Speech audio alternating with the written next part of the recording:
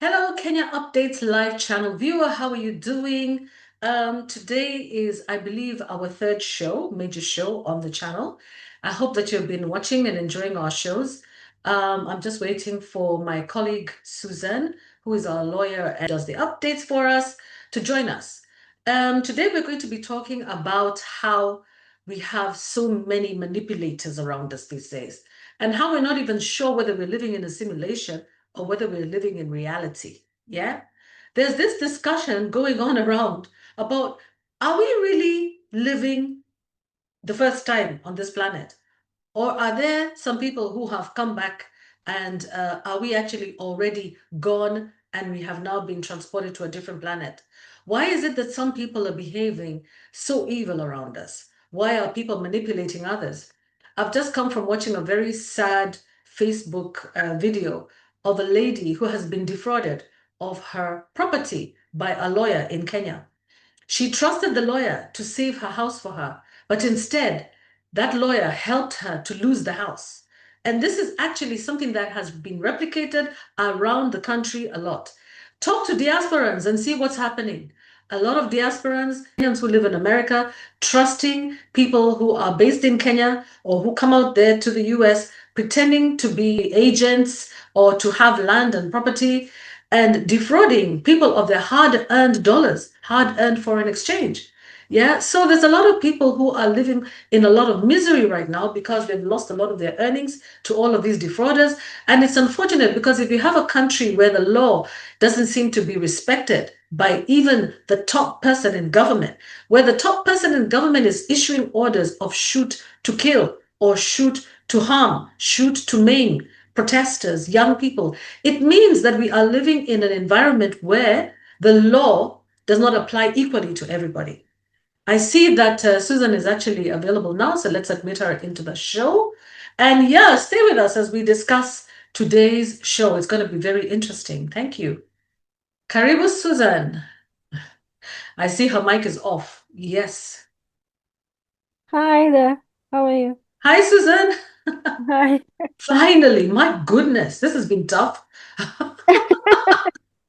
The pains of, Yeah, technology. yeah. Okay, so right into it. Yeah, welcome to the show. Okay. Thank you so much for last week's show. I'm sorry to have cut you off a little bit abruptly. This time I'm not going to cut you off at all. Now we know, since we're a little bit more experienced, that we don't have that much time. So, Susan, introduce yourself to us and let us know what is happening in Kenya now. Karibu. Yeah, hello. Hello everyone. I'm really happy to be here. So my name is Susan Mathai. Uh, I studied law and I'm also a mediator and a workshop facilitator, particularly of adults. Yeah, I'm really interested in learning new things, and I enjoy actually working with people in different fields, and really growing together. So I find that really exciting. So right now in Kenya, with a lot of things have been happening. We had the Conflict of Interest Act, which 2025, which was signed into law by our president. Um, this particular act has been long in waiting. The parliamentarians, for obvious reasons, were not very keen on passing it, but the president in the State of Nation address last year did mention that it needs to be signed into law. So the first bill was presented to the president, but he sent it back with a memorandum telling them to tighten certain things. So now it has been tightened up and passed and was presented, and the president gave his assent of it. And basically, there's a lot of discussion around it, and some of the things is that it was actually consolidating various clauses or sections from different laws that talked about conflict of interest. So there's not much that is original in it. Secondly, that it was actually uh, done because there was a lot of pressure from the IMF, but the Bretton Woods institutions about conflict of interest. And it was something that was deterring them, perhaps from one of the factors. The contributor, the government was under pressure to tighten the holes that were allowing for corruption. And so this is one of the things that they were supposed to do. So they passed this Conflict of Interest Act. So basically speaking, just listening even to political analysts and just the responses from Kenyans generally is that really this will not change anything. They'll still find a way around it. So for instance, if I may just highlight a few things from it, really it's something that it requires public officers to carry out their affairs within the Chapter 6 of the Constitution. Issues like integrity and leadership qualities, they must be present. So basically, this act, it's aimed at strengthening ethical standards in public service by providing a comprehensive framework for managing and regulating conflict of interest situations among public officers. And we know that's where the theft, or rather the diversion of corruption is taking place. So so the purposes and objectives, basically to promote objectivity and impartiality in official decision making, prevent situations where private interests could impair the performance of official duties, enhance public confidence in public institutions by ensuring transparent management of conflicts, establish institutional and procedural frameworks to detect, disclose, and address conflicts of interest, and strengthen accountability and reduce corruption risks in public service. There is a clip, perhaps that Maureen, you can put when you're doing the editing, that I sent you, where you see what the president says and what the chair of the Ethics and Anti-Corruption Commission says. And he's a minister of the cloth. He's a pastor. So his prayer is a very interesting prayer. He says that he's praying and he's saying there are among the people who are present, who are members of parliament, individuals or couples who conspire to defraud the country. He spoke directly. Yeah. And he said, may the signature on that law be from heaven, with the force of heaven, so that those who break it will face the justice of heaven. So basically, wow, this is the he chairman. literally cast them out. Yeah, basically he was saying, and he talked about individuals, couples who conspire, and really what has happened in the in this particular law is they've said, they've talked about act defines conflict of interest is where a public officer's private interests or those of their family, relatives, or associates could reasonably be perceived as impairing the objectivity or ability to act in the public interest. So one of the questions that came out in discussions I was listening to was that it doesn't cover proxies. It talks about family, relatives, or associates. So I don't know whether proxies would fall under the associates. And there's also something else that people do, is called borrowed name. They will not make any claims. You have an agreement behind it that you use their name for this thing, but it's really yours. So, the type of, so the issue here was that people were saying that this doesn't necessarily, but it's fraud. It's a kind of fraud in a way, because it is fraud. I've had this kind of request myself. For example, when I was in the US, I had what you call a social security number and an ID. And when I came back to Kenya many, many years ago, I had several requests from Kenyans who were there. Can I use your ID? Can I use your ID? Can I use your social security number? I was like, why? No, you can't. Because if anything happens and you commit a crime, it will be me to face it, wouldn't it? So, no, you can't impersonate me. And people should not make those kinds of requests of other people, unless, of course, they're already crooked themselves. No. Yeah. So they actually they're paid a lot of money for that. So I think that's the enticement that is used. Somebody who's desperate enough to, okay. So they're paid a lot of money, and it's because somebody wants to hide behind something. So they're talking about, family members, family, relatives, associates could reasonably be perceived as impairing the objectivity or ability to act in the public interest. Remember, during the IBC commission empanelment, one of the members is actually related to somebody else, somebody in government already. I think it's to Aidan Dwale, or one of the somebody already in the executive.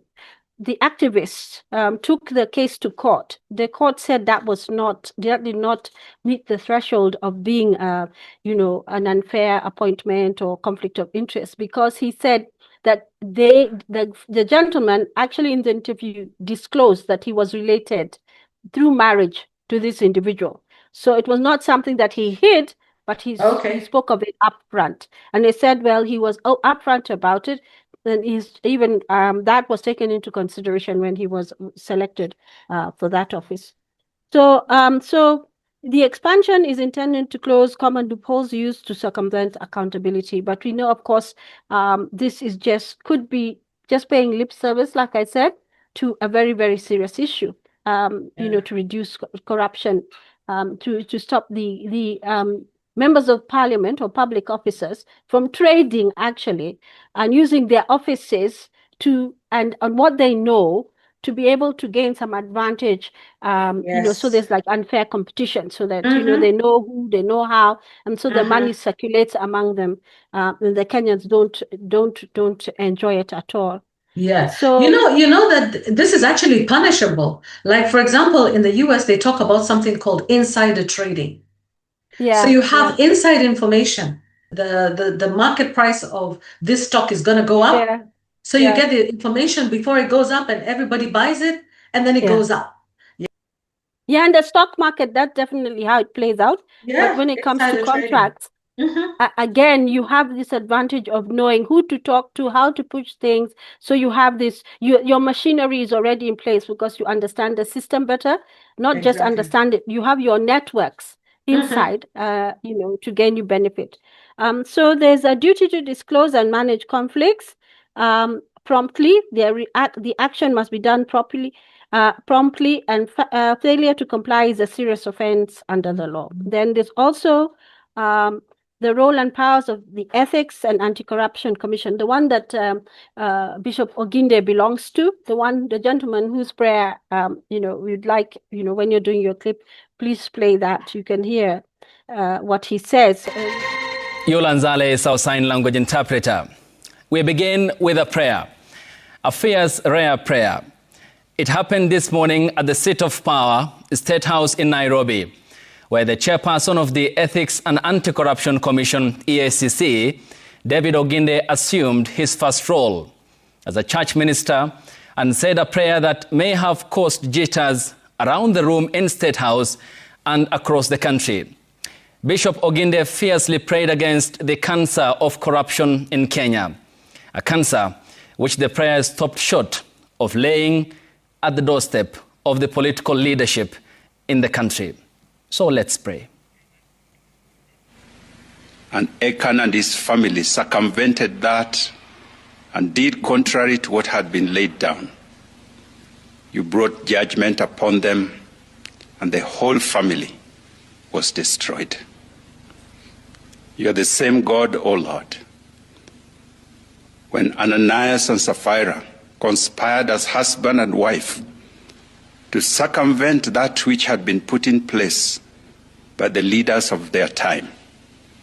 Again, your judgment came upon them. They dropped dead in the very presence of many people. When Judas betrayed the trust that had been given to him by his master and sold him for 30 pieces of silver, it did not benefit him. Instead, the land that he bought with that money, that is where his bust committed suicide. And so today, as we gather here, I know there are individuals, there may be couples, there may be families who conspire to defraud our country of the limited resources that we have.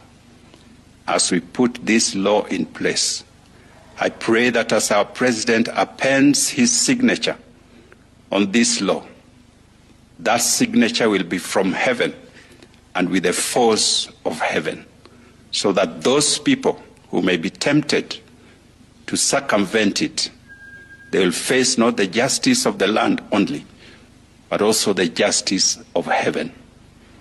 And so we commit ourselves to you this morning as leaders that you have appointed in different sectors of our government, led by our president. And Lord, that which we do today, may it bear the witness of heaven. This is our prayer that we bring before you as we pray together. In Jesus' name, amen. EACC has the power to investigate and verify disclosed interests, conduct inquiries into potential conflicts, institute legal proceedings, including forfeiture of undeclared or unexplained assets, issue compliance orders, and publish administrative mechanisms, provide guidance and advisory opinions on managing conflict of interest, conduct public awareness campaigns to sensitize public officers and the citizenry on ethical standards. It also talks about, so its investigative powers enable it to summon witnesses and require documentary evidence necessary for enforcement. Then the fourth point is regulation of gifts, benefits, and outside employment. So it talks about receiving gifts or complimentary treatment directly or via family members. Registering gifts publicly, you're supposed to, there's supposed to be a register for these gifts, all these gifts that you get. And I think there was like a value and you have to register them. Prohibitions on entering contracts with public entities where there might be conflicts. So we know, for instance, the members of parliament, they know how to do this or that. Remember, they were talking about the manipulation of the constituency development funds when they're there, and using it to the advantage really to manipulate a situation.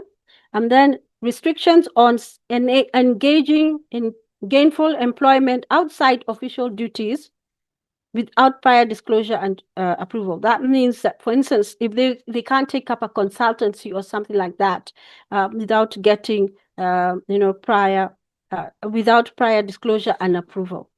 Then there are post-employment restrictions. So after you leave employment as a public officer, there are restrictions on how long you must stay out of business or interacting with those particular entities that you interacted with in your official duties as a public officer, so that you don't exploit insider knowledge or induce undue influence.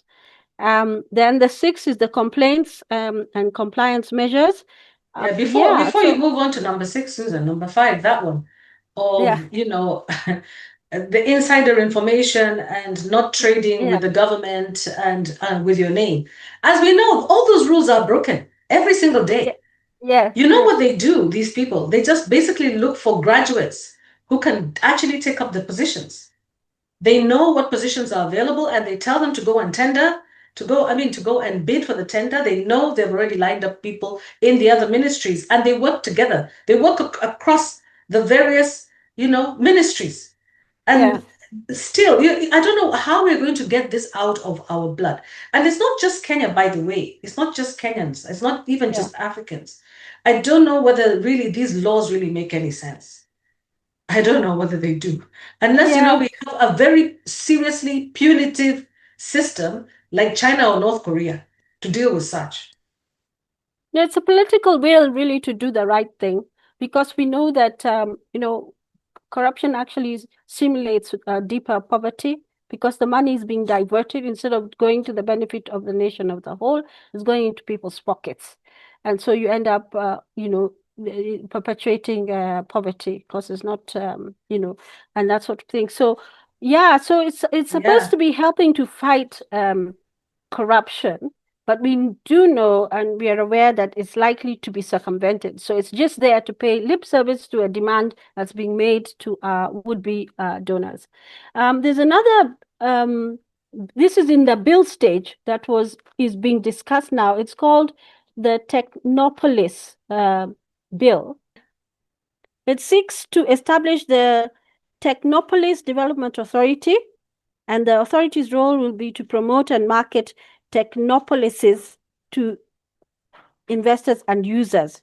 And so far, the National Assembly has passed this bill, and it's now before Senate, and it seeks to transform Kenya into a leading technological hub in the region. So that's something we're waiting to see happening, as being pushed by the Senate, the majority leader in the Senate, Mr. Aaron Cheriot.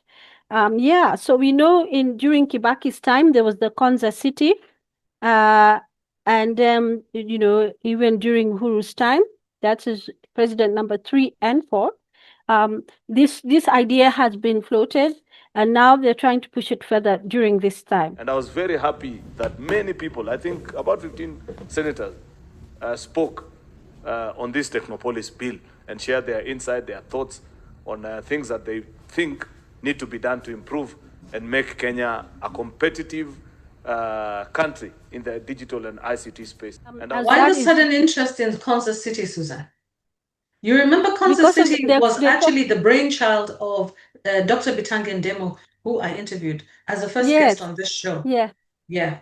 So why the sudden interest? I think we should get more information about it from him. But this is a bill that is in the House. It's now in the Senate, and they want to pass it. So he could perhaps shed some light. So I was just bringing it to attention. These are some of the new laws that we're going to see. Technopolis bill is one. That's at the bill stage, but the Conflict of Interest Act 2025 is actually enacted, and it should be enforced.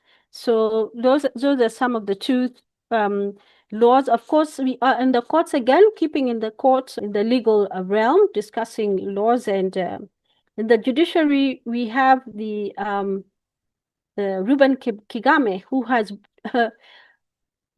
decided to sue, to apply for public prosecution of 4 top security bosses because of the deaths and the of Gen Z.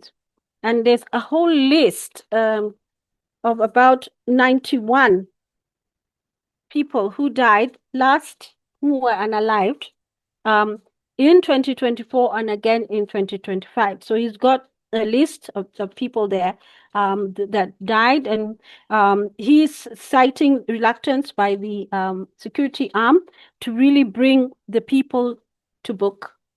And delays in prosecution and investigation and stuff like that. So he has applied to the court to be allowed to bring about a private prosecution of these 4 gentlemen.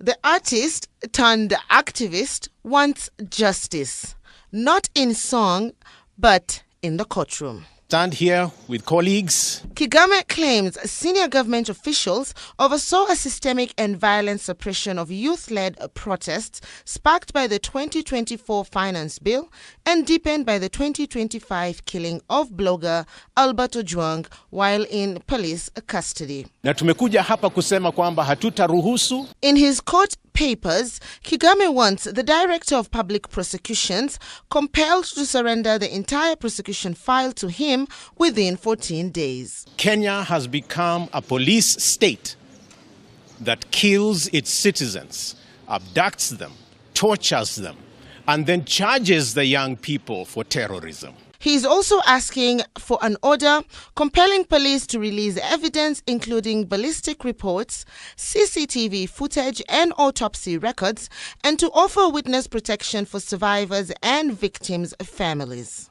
He cites the Kenya National Commission on Human Rights, which documented at least 39 protester deaths, over 360 injuries, and 39 abductions during the demonstrations. Young people, armed only with bottles of water and placards, peacefully asking for a better country, they are arrested, shot at with live ammunition, and killed, maimed, and then abandoned as if nothing ever happened.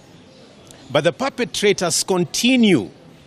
The police and hired goons, as the bosses of security in this country, watch with calm detachment. The Gen Z-led movement began in mid-2024 as protests against excessive taxation and youth unemployment, but quickly escalated after protesters stormed Parliament on June 25th.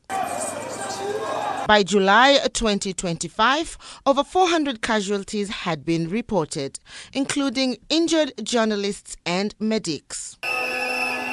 Police were accused of masking their identities, using unmarked vehicles and targeting protest hotspots with brutal force. And like Esther of old, we will go for this, and if we perish, we perish. Defend the people of Kenya in keeping with the Constitution. And we will be celebrating this Constitution that we got in 2010. We have the 15th anniversary this coming August, and I hope this case becomes a landmark marker of the significance of the supreme law of this country vis-à-vis the Constitution. Kigame now wants the High Court to declare that the arrests, killing and torture of peaceful protesters between June 2024 and July 2025 were unconstitutional, a violation of basic human rights under Articles 26, 28, 29, 33, 34 and 35 of the Constitution. Whether the courts will grant him the green light to pursue private prosecutions against the country's top security officials could set a historic precedence and reignite national conversations on justice, accountability, and power. Fatma Chidagaya, K24, Nairobi. One of them, of course, is the Cabinet Secretary, Kipchumba Murkomen. The other one is the IG, Inspector General, who is Kanja. The other one is the Director General Nurdin Haji, National Intelligence Service, and Mohammed Amin, who is the DCI, that's the Director of Criminal Investigations. So he's citing failure on their part really to do their job, to ensure that this type of things do not happen, to investigate. Crimes have been committed. We're not seeing investigations being done. For any of the cases that we've seen, there's been a lot of pressure from members of the public for anything to be done. You remember Albert Ojwang? There was a lot of hue and cry. People went on the streets. Boniface Karaoke, again, we just saw that happening with live, it was one of the most horrifying things that we've seen this year. Somebody just been shot whilst we're watching. And by the way, the officer who has been charged has denied what he did. And we also have the pending case before court, which is being heard, the one of Rex Masai, who was unalived in 2024. He was shot in the leg. Of course, this makes the order by the president to shoot in the leg, somewhat disturbing, because we know that Rex Masai did die from a gunshot to the leg. So basically, this is what he's done. Kigame is, he's brought this petition to court, an application to court to be allowed to prosecute this. He has followed the procedures. He says that crimes that warrant immediate prosecution and accountability, that there's been failure to initiate criminal proceedings against these security chiefs. They have been informed. He has followed the procedures, informed the Director of Public Prosecutions of his inaction, and they've all been told about it. And he's waiting to see whether the courts will indeed give him the the order to prosecute these cases. We do know that for those who are not Kenyan, perhaps Susan, if I might interrupt you, Reuben Kigame he was a presidential candidate who was not allowed to stand for some reason, but he is a member of the Kenyans, people living with disability. He's actually legally blind, isn't he? And yet he seems to see really far compared to so many people. He's so brave. Yeah, I really like him, because there he is. He can't actually see, but he can feel. He's using his other senses. And, I believe that people who are living with what we call disability are not actually disabled. In fact, they're enabled in other ways that we are not. because of that disability a lot of the times. Yeah. So all their other senses are heightened, and probably other senses that we don't even have. Yeah, we will never even know. So I really want to thank Ruben Kigame for standing up for Kenyans. In fact, he is quite a commendable person. He's a gospel writer as well. He's written some wonderful music, and he's got a, really good, his musicianship is really, really great. He's well educated, so, he knows what he's talking about. Yeah, so moving on from that, we're still on law and order. There's an article by a constitutional lawyer called Dong Evans, and he's talking about the IEBC's ability to initiate proceedings against MPs to recall them. And our constitution allows the members of a particular constituency to recall their MPs, their members of parliament. And, they have done this. A number of petitions have gone to the IBC, and this was one of the first things they had to deal with, after they were sworn in. It's one of the things that they were hit with, or they were, they were required to deal with. At least 5 members of parliament. There's Esther Passaris, who's the women's rep for Nairobi. There's Eric Wamumbi, there's Rahim Dawood, there's Kimani Shungwa, and there's another gentleman. So these guys have all petitions have been received by the IBC. Their constituents want to recall them. And basically the reasons why they want to recall them is they feel that they've fallen below the standards required of a leader as described and prescribed under the Constitution, under Chapter 6. So now what has happened is the IBC came back and said, well, there's no procedure. So we can't recall these MPs. That, the procedure, that the amendment to the election petition that was, had been prepared, the regulations that were made under the Election Act for recalling MPs was declared unconstitutional by a court. So now we don't have any procedure. But this gentleman, he's a constitutional lawyer. He says, well, that's ludicrous. And I agree with him because I agree with him because me too. Yeah. I'm not a lawyer. Yeah. I agree with him because you have the Constitution, which is the substantive law, and you cannot use the lack of regulations, which are supposed to be legislated by those very people that you're trying to remove, to, to say, well, we can't remove them. So he says that our constitution is a transformative constitution. And there's somebody called Carl Clare. Clare argued that transformative constitutions presuppose a participatory, egalitarian political culture and are meant to transform societies and just legacy. So through creative, non-formalistic interpretation. So in other words, what he's saying, there is a way to recall them.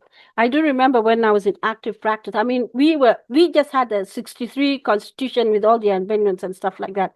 So I remember my colleagues going to court and using the, because there's always a fallback procedure in the statutes that says, when there's nothing, when there's no other, regulation guiding this, use this form.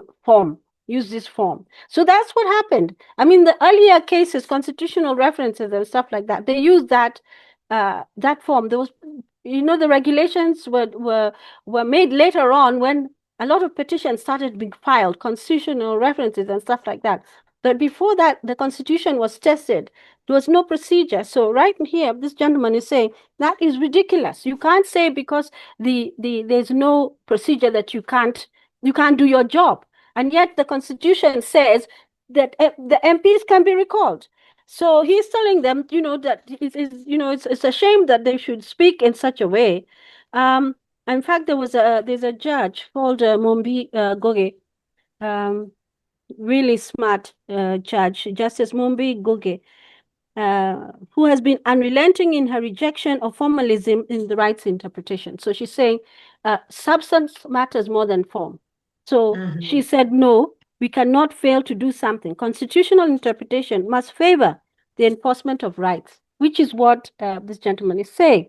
Where there's ambiguity, interpretation that best secures access to justice must prevail. So this is really no excuse. So you're hearing many people saying, oh, there's no procedure, there's no procedure, there's no procedure. But the Constitution is paramount. And it's upon the IBC to ensure that they, once these petitions have reached or passed the criteria, that they actually proceed and make sure that, the petitions are, that they start the recall process. Of course, some of these MPs, even if I don't say much about them, we know for sure Kimani Ichung'wah has been out there. He's, there's a lot of his hostility toward him in Kikuyu. We know Esther Passaris made a lot of people really annoyed because, for instance, she one of the things that got her into problems is she tried to bring this bill to sort of curtail protests and to say that they should not, to have zoning of where protests can be held and say you can't get too near to this. Is it 200 meters or quite a distance away from these places? These, these, like the courts, the parliament, for example. Parliament, State House, and yet the Constitution says that when you have an issue, you present them. You're supposed to present your petition to Parliament. You can present a petition to State House. You can present a petition to, to the courts, to the Chief Justice, and that's what you're supposed to do. And yet here she was saying, "Oh, you stay out," it really angered people, and I think that was one of the things that triggered straight away, people wanting to just recall her from being a woman's rep. She's responded. I saw somewhere where she said, "I'm not interested in being a woman rep anymore." So this is the IBC's competencies on test here. They should not be responding this way and say, "Oh, there's no procedure." Yeah, what's the point of IBC? Like a toothless dog. We really need them to do their job because they have to register all these unregistered. There's so many young people who are now eligible to vote. They need to register them. All those who are willing to, so that we do have a voters register. They have a lot of work to do. About 22, they have, so many positions to fill. Actually, right now, the opposition are, trying to come up with joint nominations for all those positions where they need to fill, members of parliament. So they're coming up with a joint nomination, and that's quite a debate, among them. But they're trying to ensure that, at least a person who's a politician who is in the opposition gets into those positions which are vacant right now. So the IBC is actually really, really busy. And they really have to also we have 5 more minutes. Yeah, okay. Yeah. Okay. Yeah. Okay, the loan model, just in closing. This is the hot thing. Remember Dindinyoro talked about securitization. He said, when you see kizungu mingi, you better pay attention. So the opposition have come out and said that it's unconstitutional since it was done without parliamentary debate or approval. I saw the CS, trying to sort of CS body, trying to say, no, these guys are not being truthful. We followed the procedure, and there was a gazette notice, and there was this and that. But the opposition are saying it's unconstitutional. There was no parliamentary debate or approval. It appears we don't have any Hansard minutes or anything like that. They're calling it a special purpose vehicle, and it is it's meant to conceal government's criminal operations. Yeah. And they're trying to circumvent or divert public resources away from parliament, the Auditor General and the people. That's what they're calling it. And by the way, there's an intention to securitize another 5 shillings from the fuel levy. And they argued, I'm just trying to do as quickly as possible. They argued that actually many countries in Africa are doing it now. It's not a new device. Since 2000, many countries are doing it. But that doesn't mean it's a good thing. Doesn't mean it's right. And whatever they say, it's something that is of great concern, because they're they're using that money actually to pay debts. So, for instance, the 175 billion they were raising from the 7 shillings was to pay contractors for the roads they had already done, and they had stopped working because they were not being paid. So a lot of that money has gone to pay the contractors. So we're in a cycle, we're in a cycle right there. And the other issue they did raise is that there is unfit for human consumption sugar, 25,000 metric tons, that has been shipped to Western Kenya and is being repackaged and sold to Kenyans to consume. That is so, seriously of course, they're up in arms. Yeah, that is they're up in frightening. arms about this. Yeah. There's an issue of, rice is another thing. There's rice in where, and yet they're importing. So there are big questions about the intentions of things that are being done. And these are the things that are causing Kenyans to be concerned. We are asking the executive to govern this country in a way that is going to be beneficial to the Kenyans. If we don't want you to give us the fish, we want to be given the space so we can fish. And that's what the Kenyans want to do. We are hardworking people, but you need to do the right things, and you need to be ethical. You need to practice integrity. The constitutional binds you as leaders to their values for leadership and their values for integrity, which well. When they took the oath of office, they appreciated those values. It is part of their oath, if I'm not wrong. So I'll end there. Thank you very much, Maureen. Thank you very much, Susan. That was a great summary of we don't even ever have enough time. I'm looking forward to the time when we can go live. And in fact, the next live show, we should be discussing these particular issues unless there's something very, very serious that comes up later. So thank you guys for watching. It's been really interesting, especially the issue of the last one that you mentioned is really contentious. For someone like me who has been working in the baking industry, sugar is used everywhere, even in the preparation of medications. So if we are bringing sugar that is contaminated, not fit for human consumption, and it's going to be used in things like preparation of dawa, medication, what does that say about the products and also our foods and, beverages and things like that? So guys, those are the kinds of things that we need to check out. This is the time now, people who are working for KEBS, those who really love our country, this is your time to demonstrate that you are truly patriotic citizens of Kenya. And as a patriot of Kenya, you will do your best to serve your fellow human being. As we can see, there's a new movement that says Kenya is calling. The whole world wants to come to Kenya. Are they going to come to Kenya and consume sugar or beverages that have been used with sugar that is unfit for human consumption? Yeah. Are they going to find Kenyans fighting? Are they going to find farmers like the Mwea farmers, the rice farmers, complaining because the market has been disrupted? And I'm hoping that Gen Zs are going to give us a different type of leadership when they get the chance. When we finally get a chance to have the young people in power or occupying positions of authority in government, I hope you're learning what not to do by watching what this government is doing. And on that note, I want to say thank you very much to our guest, Susan. Thank you so much. Always appreciate your inputs. And thank you also, viewers, for watching. Please remember to subscribe, thumbs up, and watch the other videos. And have a good day. So, kwaheri, kwaheri, bye-bye, bye-bye, asante.